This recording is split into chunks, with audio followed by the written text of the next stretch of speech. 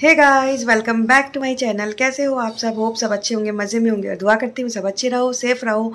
So guys, कल के video में आप लोगों ने देखा कि मैं झांकी दिखा रही थी, जो कि झांकी बस शुरू ही स्टार्ट ही हो रही थी और आज मैं दिखाऊंगी पूरी झांकी। तो गाइस देखना ज़रूर, क्योंकि ये झांकियाँ कुछ ऐसी होती है ना जिसे देखकर हमें बहुत अच्छा फील होता है कि इतने अच्छे से विवाह होना।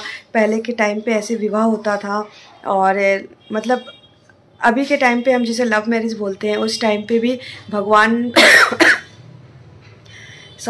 उस टाइम पे भी भगवान एक दूसरे को देखकर अपनी जोड़ियाँ बनाते थे और फिर विवाह किया जाता था। तो वो सब देखने में बहुत अच्छा लगता है। और राम सीता का विवाह कैसे हुआ, कैसे सीता जी ने माला पहनाई, वो सब देखना। तो चलो वीडियो स्टार्ट करती हूँ और देखते रहो और बताना कैसा लगा वीडियो।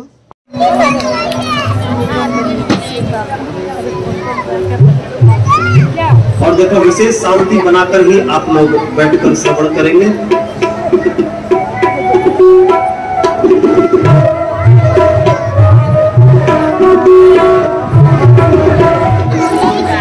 कि जो राम जी को देख रहा है ना, जिस रूप में देख रहा है, राम जी उसी रूप में दर्शन दे रहे हैं।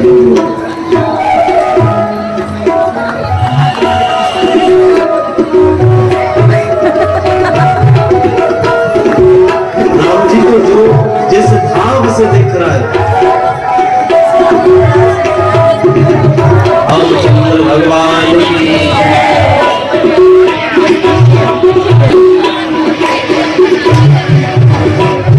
तो पहले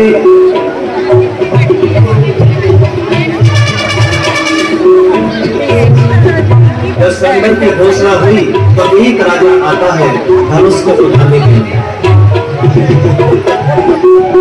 एक राजा चले धनुष को उठाने के लिए,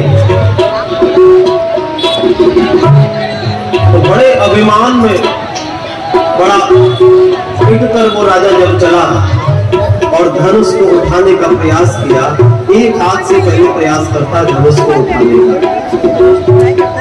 लेकिन उठाना तो दूर बंधुओं, मिला भी जब नहीं पाया, दोनों हाथ का जोर लगाने लगा।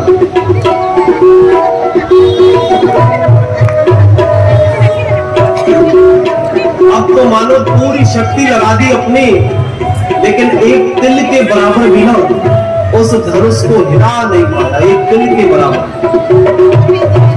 अपनी सारी शक्ति लगा दी, बेचारा बहुत ताकत लगाता है, लेकिन जब नहीं उठा, बड़े क्रोध में, बड़ी गिलानी में पर वो मुंह लटका कर दोबारा लौट कर आता है और अपने आसन पर आकर बैठ गया।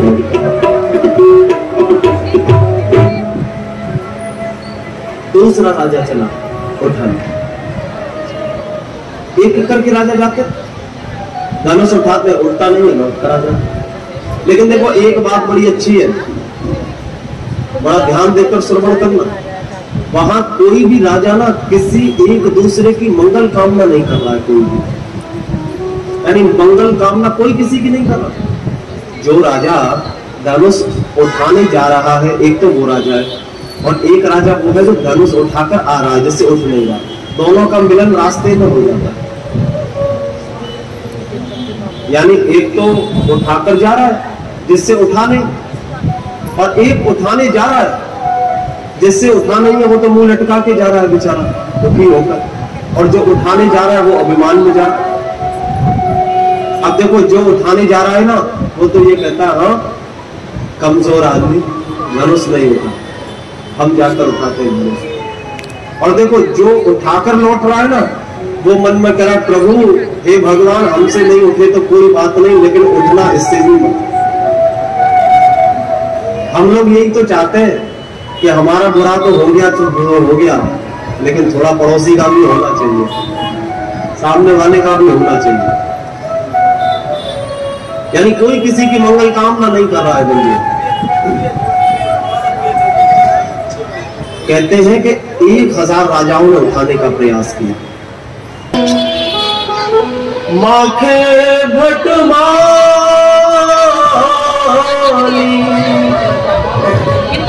वीर बीनो मही में जा वीरों से विहीन हो गई है पृथ्वी, कोई भी पराक्रमी राजा इस पृथ्वी पर अब बचा नहीं है। जो ये बात सुनी बंधुओं, राम को तो कुछ नहीं है। जो ये बात सुनी तो लक्ष्मण के होठ फड़फड़ाने लगे, और एक दो लक्ष्मण अपने सिंहासन से खड़े होते हैं कि ओ महाराज जनक, क्या कह रहे हो? क्या तुम्हें ये नहीं पता कि इस सभा में रघुवंशी भी बैठे? अरे पराक्रम की बात करते हो, जिस सभा में रघुवंशी बैठे हो उसमें तो ऊंचे स्वर में भी आवाज नहीं करनी चाहिए। अरे मुझे सौगंध है मेरे भैया के चरणों की, मुझे सौगंध है कि जो तुम्हार अनुशासन पावो और कम दुख इव ब्रह्मांड उठावो, क्या मेरे भैया अगर एक बार आज्ञा कर दे तो पूरे ब्रह्मांड को उठाकर पटक दूंगा। जो बंधुओं ये बात सुनी मानो तहलका मच गया सभा में, डगमगाने लगी। राम जी बोले कि भैया लखनलाल तू बैठ जा, जल्दी जल्दी में क्रोध में आकर धनुष को तोड़ मत दियो कहीं तुम, बैठ जा कि मेरा काम ही खत्म कर दे।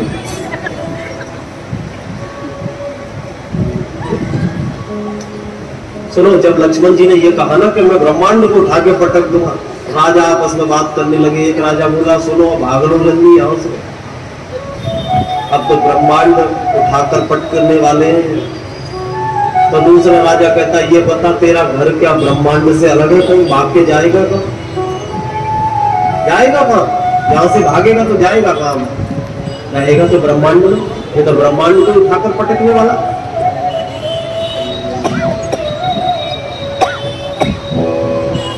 तभी बंधुओं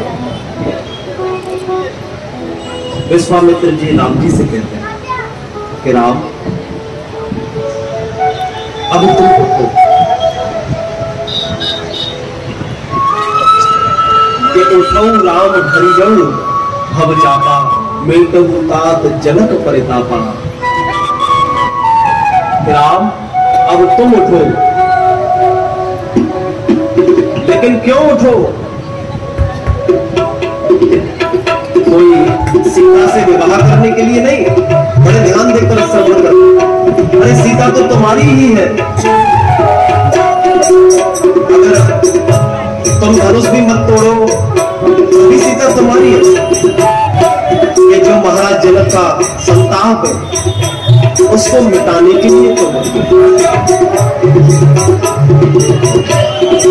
आज बंधुओं जो ये बात विश्वामित्र जी ने कही तो राम जी बड़े विनम्र भाव से खड़े हुए, गुरु जी के सामने हाथ जोड़कर बड़े विनम्र भाव से खड़े।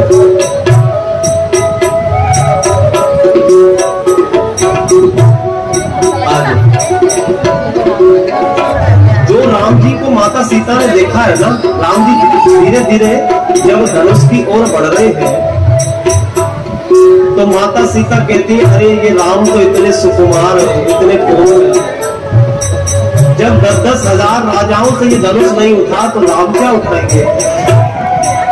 तो बंधुओं माता सीता भी ना अब गणेश जी से प्रार्थना कर रही है कि हे गणेश जी बड़ा भोग लगाया है तुम्हारा, और आप सब भी ना गणेश जी के सामने बैठे हो, थोड़ा प्रार्थना करो गणेश जी से। माता सीता कहती है हे गणपति, हे गणेश जी महाराज बड़ा भोग लगाया है मैंने, तुम्हारा बड़े लड्डू खिलाए तुम, लेकिन आज मेरी लाज बचा। आज एक काम करो, धनुष का थोड़ा वजन कम कर दो। गणेश जी कहते हैं कि भैया अगर मैं धनुष का वजन कम कर सकता तो क्या पहले अपना वजन कम न कर लेता?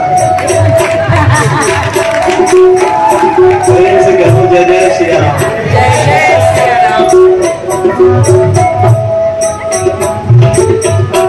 गणनायक वरदायक देवा आज लगे कीन तू सेवा।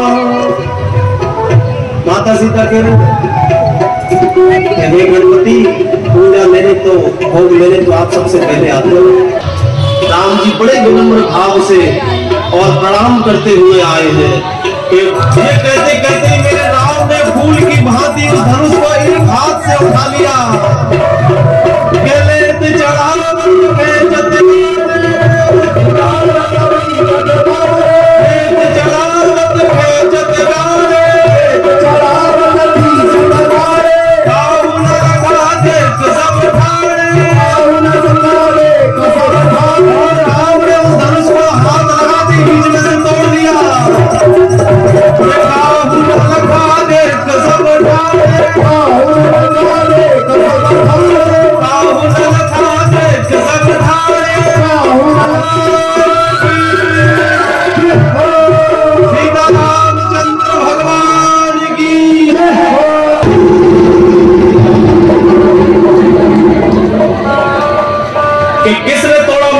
के धनुष को। परशुराम जी बंधुओं इतने क्रोध में आए हैं, इतने क्रोध में आए हैं, बोले कि जल्दी बता दो किसने धनुष को तोड़ा है, नहीं तो इस पूरी सभा को मार दूंगा, और जिसने इस धनुष को तोड़ा है उसे तो जिंदा छोड़ूंगा ही नहीं। अब जो पता है, जो राजा बैठे थे ना मुंह लटका के, जिनसे धनुष हिला भी नहीं, अब वो क्या कह रहे हैं आपस में एक दूसरे से, देख लो यही होना था, इसीलिए तो हमने धनुष नहीं उठाया, हमें तो पता था यहाँ यही होना, धनुष टूटेगा, यही आएंगे, यही नाटक होंगे, यही मारकाट मचेगी। परशुराम जी इतना क्रोध में तिल मिला रहे, होठ फट पा रहे, लेकिन सब सामने बैठे। महाराज जनक को बोले, ओ महाराज जनक, तेरी सभा में ये धनुष भंग हुआ है, बता किसने इस धनुष को तोड़ा है, उसका नाम बता, वरना मैं अभी पूरी सभा को नष्ट कर दूंगा।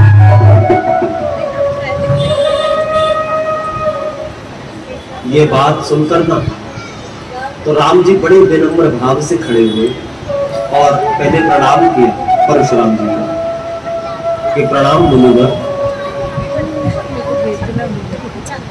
परशुराम जी कहते हैं कि ये प्रणाम तो बाद में देखूंगा, पहले वो जो भी है मेरे सामने आ जाए जिसने इस धनुष को तोड़ा है। तो बंधु राम जी तो क्या बोले, लक्ष्मण लाल की तो स्वभाव आपको पता ही है, लक्ष्मण लाल की भौएं फड़फड़ाने लगी और आए, बोले हे महात्मन, अरे एक धनुष के टूटने से इतना क्यों क्रोध करते हो। परशुराम जी कहते हैं, मूर्ख बालक, जैसे तू एक बस धनुष कह रहा है, वो धनुष नहीं है, वो मेरे महादेव का धनुष है।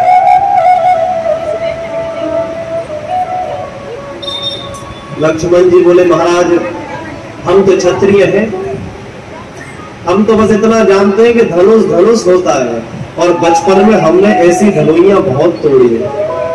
परशुराम जी कहते, जनक इस मूर्ख बालक को मेरे सामने से हटा ले, वरना मेरे क्रोध की अग्नि में ये जल जाएगा। जिसने धनुष तोड़ा है वो मेरे सामने आ जाए। ये संवाद तो इतना भाव का संवाद है, वो लक्ष्मण जी की और परशुराम जी की इतनी नोक झोंक हो रही है यहाँ। लक्ष्मण जी कहते हैं, महाराज क्या आपको पता है, आप संत तो बन गए, परमात्मा को तो पा लिया, लेकिन क्रोध को नहीं जीत पाए। इतना क्रोध संत ब्राह्मणों को शोभा नहीं देता। परशुराम जी ने बंधुओं जो ये बात सुनी है, अपना त्रिशूल निकालकर, त्रिशूल नहीं फरसा है, तो फरसा निकालकर, और जो बंधुओं तैयार हुए, तभी राम जी वहां आगे हाथ जोड़कर खड़े हुए कि मुनिवर, अरे ये तो बालक है, बड़ों का तो कार्य ही है क्षमा करना, बड़ों की तो पहचान ही है क्षमा। मुनिवर इस बालक के अपराधों को क्षमा कर। परशुराम जी कहते हैं कि तुम क्षमा मांगते हो, इसीलिए मैं इसको छोड़ देता हूं। तभी लक्ष्मण जी आगे निकल कर कहते हैं, वरना क्या करते।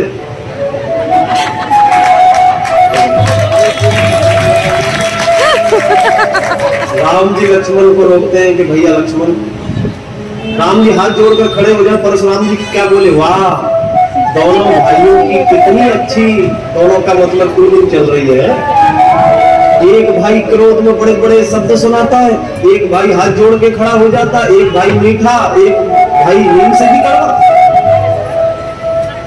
तभी लक्ष्मण जी बोले, महाराज इसीलिए तो मैं मीठा नहीं हूँ, क्योंकि मैं जानता हूँ जो जितना मीठा होता है वो उतनी जल्दी मारा जाता है। देखो मीठे गन्ने को वो भी कोलू में पेला जाता है। इसलिए मुझे मालूम है कि इतना मीठा बनना भी अच्छा नहीं है। और वो तो मेरे बड़े भैया है, राम है, थोड़े विलंब है मीठे, इसीलिए आपसे क्षमा मांग रहे हैं। बाद में विश्वामित्र जी आगे बढ़े, लोग झोंक तो बहुत हुई, विस्तार वर्णन है। विश्वामित्र जी आते हैं कि मुनिवर, हम और आप जिनका भजन, जिनका नाम गा रहे हैं, उन्हीं की कृपा से ये धनुष भंग हो गया। आपसे तो कुछ भी नहीं छुपा हुआ, आप तो सब जानते हैं। ये महाराज दशरथ के पुत्र हैं श्री राम।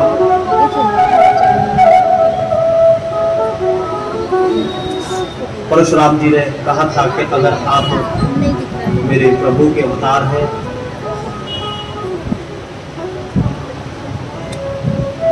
तो विष्णु अस्त्र अपने धनुष पर प्रत्यंचा चढ़ाकर मुझे दिखाओ। राम जी ने जब उस बाण को प्रत्यंचा चढ़ाकर दिखाया, परशुराम जी भी आज मन ही मन राम को प्रणाम कर रहे हैं कि मेरे राम, मैं तो बस ये जांचने आया था कि जिन्होंने शिव धनुष तोड़ा है क्या वो मेरे राम ही है, क्या तुम ही हो मेरे राम। मन ही मन खूब प्रणाम करके, खूब आशीर्वाद देकर आज परशुराम जी लौटकर अपने धाम आ गए हैं। खूब आशीर्वाद देकर लौटकर आ गए। अब बदलो माता सीता चली है, जयमाला देकर राम जी को माता सीता जयमाला पहनाएंगी। बड़े भाव से थोड़ा स्वागत करो, भाव भी बड़े भाव से।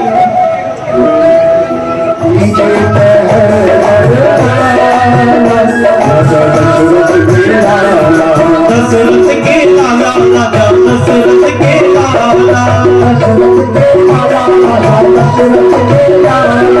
राजा, दशरथ के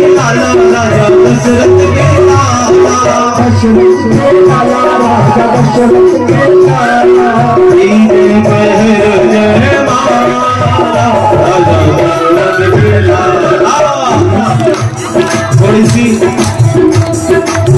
एक बड़ा ही भाव यहाँ तुलसीदास जी ने वर्णन किया है। तो माला बाहर नहीं पहचान और पहना सकती थी, माला से माता सीता यहाँ भी नहीं पहना पाएगी। अगर राम जी ना झुके तो यहाँ भी माता सीता माला नहीं पहना पाएगी। तो माता सीता कहती है कि प्रभु थोड़ा झुक जाओ, मन ही मन। लेकिन राम जी कहते हैं कि नहीं देंगे, हम रघुवंशी, हम नहीं झुकेंगे। सब लोग देखना चाहते हैं इस दृश्य को,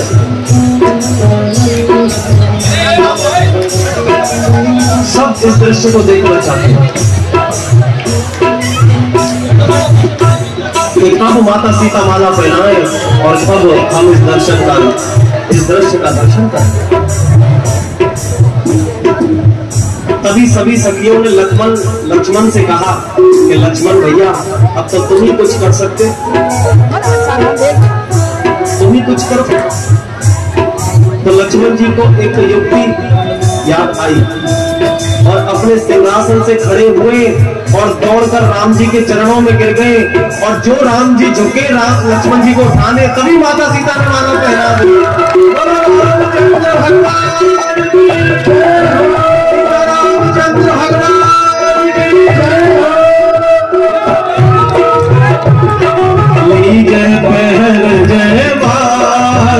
भी माला माता सीता को पहना दी है। बोलो माता सीता की जय हो। देखो देखो श्री लक्ष्मण जी और उर्मिला, इनका भी विवाह साथ में ही होगा, इनकी भी जयमाला यहाँ होगी। उर्मिला मैया माला पहना रही है लक्ष्मण जी को।